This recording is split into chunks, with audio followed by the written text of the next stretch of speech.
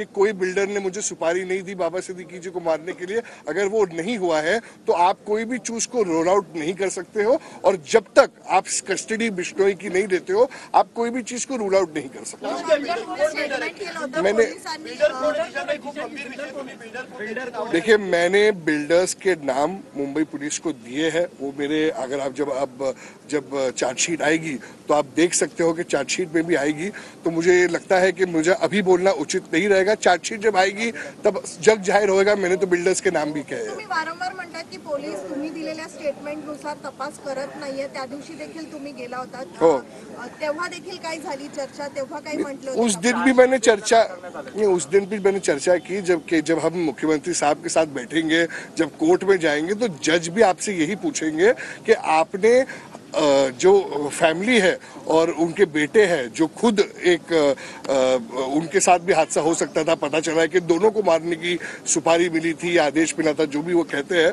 तो जब मुझे कुछ शक है और ऐसे फोन पे कॉन्वर्सेशंस हुए थे, बहुत सारे वाक्य है जो मैंने पुलिस को कहे हैं, बहुत सारे प्रूफ्स है जो मैंने उनको दिए हैं, उसके बाद भी अगर वो बिल्डर्स को इंटरोगेट नहीं करते हैं तो मुझे लगता है इस शहर में लोगों का लॉ एंड ऑर्डर से विश्वास उठ जाएगा। क्योंकि कल को कुछ भी रहा, जैसे कल भी एक हादसा हुआ था, ऐसा ना हो कि आगे भी कोई हादसा हो और सिर्फ ब्लेम दिया जाए बिश्नोई पे, तो ऐसा मुंबई का लॉ एंड ऑर्डर सिच्युएशन खराब होते जाएगा। जिशन सर, बँड्रा अनसेफ झालंय का? कारण की सातत्याने एक घटना होताना पाहायला मिळतात। सलमान खान जिस बँड्रा में हम पैदा हुए थे, जिस बँड्रा में हमने हमारा बचपन बिताया है, उस बँड्रा और अब इस बँड्रा में बहुत फर्क है।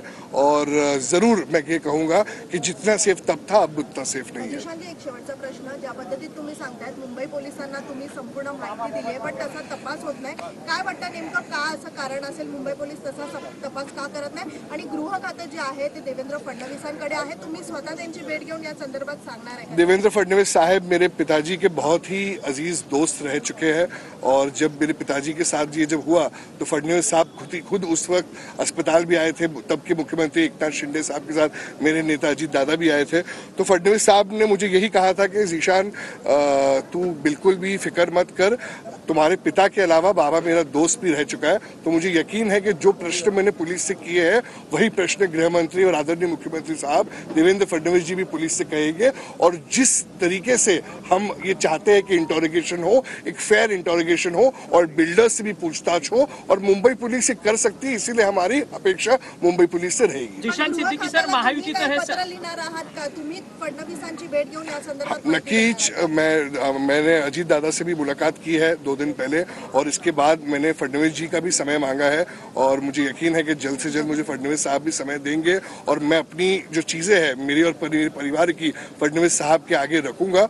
और वो भी पुलिस से जो प्रश्न मैंने पुलिस से पूछा है वो भी पुलिस से वही चीजें पूछेंगे। जिशन सर, महायुतीचं सरकार आल्यानंतर कट्टरतावाद वाढलाय का? ज्या पद्धतीने नितेश राणे यांची वक्तव्य आपल्याला पाहायला मिळतात, ते जबाबदार मंत्री आहेत, परंतु त्यांच्याकडनं हिंदू आणि मुसलमान असं सातत्याने भेद होणार है। नितेश राणे जी का जो व्यक्तित्व है वो उनका पर्सनल व्यक्तित्व, अगर आप देखेंगे तो उनके ही पार्टी में बहुत सारे नेता है, जैसे राहुल नार्वेकर जी है जो हमारे स्पीकर भी है, वो खुद उनके मतदार संघ में जाते हैं और कहते हैं स्पष्टता में कि नितेश राणे की जो बोली है उसको वो इंडोर्स नहीं करते और भारतीय जनता पार्टी इंडोर्स नहीं करती है।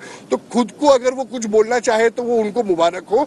महायुति का ये कोई स्टेटमेंट नहीं है, और महायुति क्या, उनके पार्टी के लोग इसको कंडेम करते हैं, तो हम तो हमेशा से कंडेम करते हैं। हम एक सेक्युलर पार्टी है और डेव्हलपमेंट और विकास पे विश्वास करते हैं। जबाबदार मंत्रिपदावरती आहेत, विशाळगडाच्या उरुसचा विषय आला तर ते म्हणतात की विशाळगडाचा उरुस मी होऊ देणार नाही आणि जिल्हा प्रशासनाने त्या उरुसवरती बंदी घातली। ऐसे बहुत लोग आए, बहुत कुछ कहे हैं, और इसका जवाब महाराष्ट्र की जनता ने उन्हें दिया और इस बार भी देंगे। देवेंद्रजींनी त्यांना चाप लावणं गरजेचं आहे, कारण सत्तेतले जबाबदार मंत्री आहेत, असं असताना एखादा धार्मिक तेढ निर्माण होईल अशी विधानाकडे देवेंद्र फडणवीसांनी दखल घेणं गरजेचं आहे। तुम्ही सांगणार नहीं, जरूर 100% जब हमारी मुलाकात होगी पार्टी मीटिंग में भी और ज्वाइंट पार्टी मीटिंग्स में भी, कि ऐसी भाषा और ऐसे चीजें कोई भी धर्म या कम्युनिटी के अगेंस्ट नहीं बोलनी चाहिए। और अगर वो एक इज्जतदार आदरणीय